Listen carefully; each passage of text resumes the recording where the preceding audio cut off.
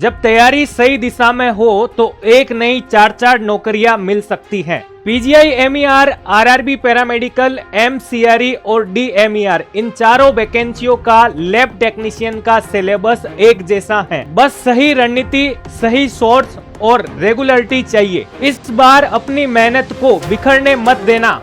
एक तैयारी से चार मौके आपके हाथ में हैं। अब रुकना मत, शायद वो यही साल है जब आपकी मेहनत बोल दे कि ये साल आपका है। तो अब आपकी बारी है। पीजीआई एमईआर, आरआरबी पैरामेडिकल, एमसीआरई और डीएमईआर, 4 वैकेंसी और 1 नौकरी। तो आपका सपना बस सरकारी नौकरी। हाय एवरीवन, मैं रामसेन एक बार फिर से आप सभी का सुदर्शन पैरामेडिकल के इस ऑनलाइन प्लेटफॉर्म पर हार्दिक स्वागत करता हूं, जहां पर पैरामेडिकल से रिलेटेड छोटी बड़ी सारी इंफॉर्मेशन आपको देखने को मिलती रहती है। दोस्तों, हम बात करेंगे यहां पे RRB, एमसीआरई, DMER, PGI MER vacancy, जिसके अंदर लैब टेक्नीशियन की पोस्ट देखने को मिली है। लगभग अगर मैं बात करूं, ये इन चारों वैकेंसी की पोस्ट आप मिलाते हैं तो काफी सारी पोस्ट आपको देखने को मिलेगी। और यहां पे हम बात करेंगे कि सर इन चारों वैकेंसियों के अंदर सिलेबस के अंदर क्या डिफरेंस देखने को मिलता है, या फिर इन सब का सिलेबस एक जैसा ही रहता है। यह जानना आपको क्यों जरूरी हो जाता है, क्योंकि अगर 4 वैकेंसी और 1 नौकरी आपके पास है, यानी कि आपको इसी साल 1 नौकरी लेनी है और 4 वैकेंसी आपके पास है, तो आपको सिलेबस के अंदर जो डिफरेंस है वो समझना पड़ेगा। सिलेबस के अंदर जो सिमिलरिटी है उसको भी समझना पड़ेगा। और साथ में बात करेंगे इन चारों वैकेंसी के रिगार्डिंग सेफ स्कोर क्या रहता है। तो वीडियो के अंदर बने रहेगा, सारे डाउट्स आपके क्लियर करने वाला हूं। तो सबसे पहले हम बात करें यहां पे दोस्तों, अगर आपने टेलीग्राम नहीं ज्वाइन किया है तो इसे आप ज्वाइन कीजिएगा, क्योंकि सुदर्शन पैरामेडिकल टेलीग्राम चैनल पर हर दिन आपको डेली डोज के माध्यम से एक शॉर्ट चार्ट मिलता है, जहां पे आपके एग्जाम के अंदर क्वेश्चन रूबरू देखने को मिलता है। और पैरामेडिकल के अंदर जितने भी इंफॉर्मेशन है वो सबसे पहले आपको हमारे टेलीग्राम चैनल पर देखने को मिलती है। और आपकी तैयारी के दौरान कोई भी दिक्कत या डाउट होने पर दोस्तों इस नंबर पर आप कॉल या व्हाट्सएप मैसेज कर सकते हैं। अब हम बात करते हैं दोस्तों इन चारों वैकेंसियों के बारे में। सबसे पहले हम बात करें दोस्तों आरआरबी के बारे में। आरआरबी पैरामेडिकल की वैकेंसी जो अभी हाल ही में आ चुकी है, और हम बात करेंगे यहां पे फुल नोटिफिकेशन आपको अब कभी भी देखने को मिल सकता है। और पिछली जो आरआरबी वैकेंसी आपके यानी एग्जाम हुआ था, उसका रिजल्ट भी जो है आपके फाइनल आंसर की जारी होते ही निकाल दिया जाएगा। लेकिन दोस्तों हम बात करेंगे यहां पे कि सर इस बार जो है सिलेबस क्या रहने वाला है, या सिलेबस में अंतर देखने को मिलेगा। तो दोस्तों सिलेबस आपका जो आरआरबी ने दिया है, अगर उसकी अपन बात करें यहां पे लेबोरेटरी असिस्टेंट ग्रेड 2 के बारे में आपके कॉमन सिलेबस यानी anatomy, physiology, biochemistry, fundamental of medical laboratory, microbiology, clinical pathology, clinical biochemistry, histopathology, haematology और ब्लड बैंक, ये सारा पोर्शन आपका जो है दिया है आरआरबी ने। ये सिलेबस आप कहां पे पढ़ते हैं दोस्तों? अगर मैं बात करूं आप लोगों ने लैब टेक्नीशियन के रिगार्डिंग डिप्लोमा, या फिर मैं बात करूं आप लोगों ने डिग्री, जिसे हम क्या कहते हैं बीएमएलटी कर रखी है, तो ये सारी चीजें आपने एकेडमिक के अंदर जो है पढ़ रखी हैं। तो आरआरबी के अंदर तो आरआरबी ने यानी हम बात करें आपको ये सिलेबस दिया है। लेकिन नेक्स्ट अगर वैकेंसी की अगर अपन बात करें यहां पे एमसीआरई के बारे में मैं अगर बात करूं, तो एमसीआरई ने सिर्फ आपके इतना ही लिखा था दोस्तों कि यहां पे syllabus will be in accordance with education, qualification and experience. ठीक है, इट मींस आपको एमसीआरई के अंदर तो इतना ही दिया है कि अगर आपने डिग्री और डिप्लोमा किया हुआ है और जिस किसी भी पोस्ट यानी junior medical lab technician, laboratory technologist, जो एमसीआरई में अलग अलग पोस्ट देखने को मिलती हैं, उसके अकॉर्डिंग आपका सिलेबस रहता है दोस्तों। ठीक है, तो यहां पे आपको डिटेल में जो है सब्जेक्ट के नाम नहीं दिए हैं, यहां पे आपको सिर्फ और सिर्फ इतना ही लिखा है, क्वालिफिकेशन पार्ट आपका पूछा जाता है।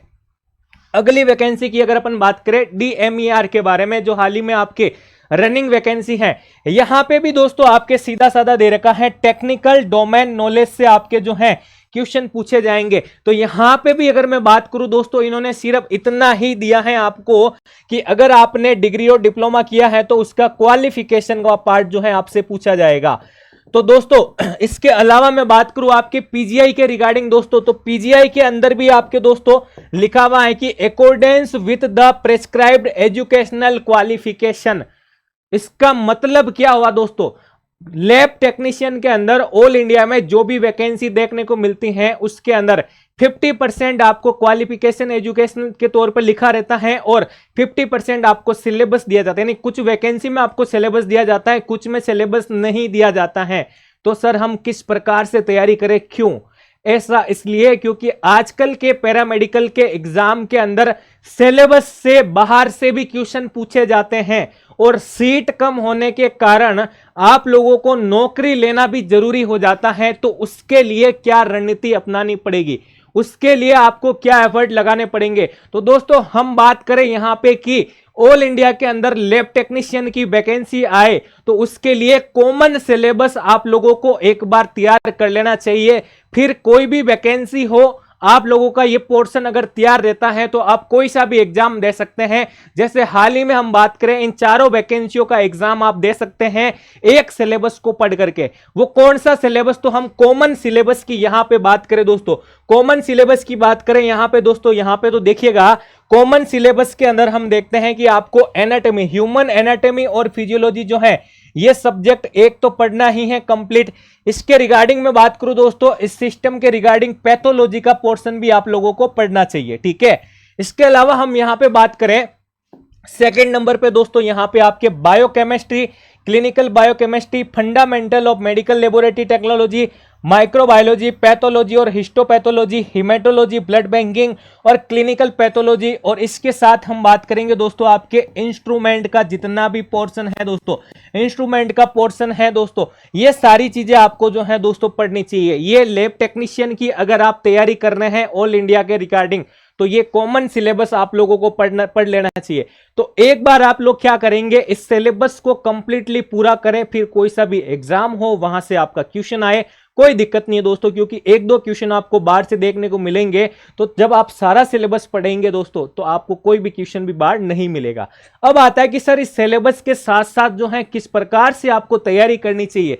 दोस्तों एक ही चीज है, यहां पे हम बात करेंगे, इस पेज पे मैं आपको बताता हूं कि यहां पे अगर आप जो है कॉमन सिलेबस को देखकर तैयारी करते हैं, कॉमन सिलेबस को देख करके तैयारी करते हैं, तो सबसे पहले आप लोग क्या करें दोस्तों, अपने सब्जेक्ट के अंदर टॉपिक वाइज जो है आप क्या करें दोस्तों, नोट्स बनाएं। क्या करें दोस्तों, नोट्स।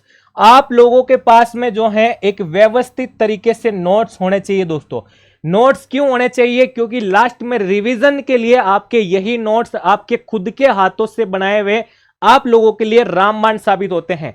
इसके अलावा हम बात करें यहां पे दोस्तों, आप लोगों को शॉर्ट ट्रिक्स के ऊपर ध्यान देना चाहिए, शॉर्ट चार्ट के ऊपर ध्यान देना चाहिए। तो आप लोगों के पास जो है ना क्विक रिवीजन के अंदर जो है ये चीज काम आती है। क्विक रिवीजन के लिए आप लोगों के पास में क्या होना चाहिए सर, शॉर्ट चार्ट जो है आप लोगों के पास में क्या होना चाहिए भाई, अवेलेबल होना चाहिए। अगला हम बात करें कि सर ये सारी चीजें होने के बाद जो टॉपिक मैंने पढ़े हैं उन टॉपिक के टॉपिक वाइज एमसीक्यू होने चाहिए। क्या होने चाहिए, टॉपिक वाइज एमसीक्यू होने चाहिए। ऐसा क्यों सर, कि जो मैं थ्योरी पढ़ रहा हूं वहां से मैं कितने क्वेश्चन लगा पा रहा हूं। तो ये तो होती है दोस्तों कॉमन सिलेबस के आधार पर कॉमन तैयारी। लेकिन इंपॉर्टेंट बात ये आती है दोस्तों आपके कि सर क्या इन चारों एग्जाम के अंदर, इन चारों का सिलेबस अगर मैं कॉमन पढ़ूं तो क्या चारों के अंदर पेपर पैटर्न, क्वेश्चन का लेवल क्या सेम रहता है क्या? नहीं दोस्तों, आरआरबी के अंदर पैटर्न अलग मिलेगा आपको, पीजीआई के अंदर पैटर्न अलग मिलेगा, डीएमईआर में आपको जो है अलग पैटर्न मिलेगा। तो सर ये पैटर्न हम कहां पे देखें? तो इस पैटर्न को देखने के लिए आप लोगों को क्या चाहिए दोस्तों, आप लोगों को नीड होगी पीवाईक्यू की। क्या दोस्तों, पीवाईक्यू। क्योंकि जब आप लोगों के पास प्रीवियस ईयर क्वेश्चन पेपर होंगे तो आप लोग क्या कर सकते हैं कि आरआरबी के अंदर कैसा क्वेश्चन पूछा गया है, डीएमईआर में कैसा क्वेश्चन पूछा गया है, आपके पीजीआई में कैसा क्वेश्चन पूछा गया है, हर एक पेपर से आप जो है देख सकते हैं। एक एग्जाम्पल के बेसिस पर बताता हूं, मैंने जब आरआरबी का एग्जाम दिया था उसके अंदर जैसे मान लीजिए मैं यूरिन एग्जामिनेशन पढ़ रहा हूं, यूरिन एग्जामिनेशन को अगर मैं बात करूं मैंने कंप्लीटली पढ़ लिया। कंप्लीट पढ़ने के बाद आरआरबी के अंदर यूरिन के रिगार्डिंग अब तक जो तीनों पेपर हैं उसमें कैसे कैसे क्वेश्चन आए उन क्वेश्चनों का कलेक्शन कर लिया। फिर हमने डीएमईआर का पुराना पेपर देखा, यूरिन का कैसा क्वेश्चन आया कलेक्ट कर लिया। अभी एमसी सीआरई के अंदर कैसा क्वेश्चन आया हमने कलेक्ट कर लिया, पीजीआई का पुराना पेपर देखा कैसा क्वेश्चन आया। तो ऐसे चारों वैकेंसी के अंदर यूरिन के रिगार्डिंग बात करूं तो 10 से 12 क्वेश्चन आपको मिल जाएंगे। तो हमारा जो टॉपिक था उस टॉपिक से हमने 12 पीवाईक्यू निकाले और फिर हमने जो है हमारे टॉपिक वाइज एमसीक्यू में देखे नए क्वेश्चन अगर 10 भी ऐड हो रहे हैं तो वहां पे आपके उस टॉपिक के 22 एमसीक्यूज बन जाएंगे। इसी को कहते हैं आपके पीवाईक्यू के बेसिस पर तैयारी करना दोस्तों। तो आप लोग अगर इन चारों में से किसी भी एग्जाम की तैयारी कर रहे हैं और आपके पास पीवाईक्यू नहीं है दोस्तों, तो आप लोगों के लिए मैं लेकर आया हूं प्रीवियस ईयर क्वेश्चन पेपर की बुकलेट दोस्तों। इस बुकलेट के अंदर मैं बात करूंगा आपके यहां पे देखो, मैं बात करूंगा लगभग आपके जो है 25 PYQ 25 previous year question paper मैंने ऐड किए हैं।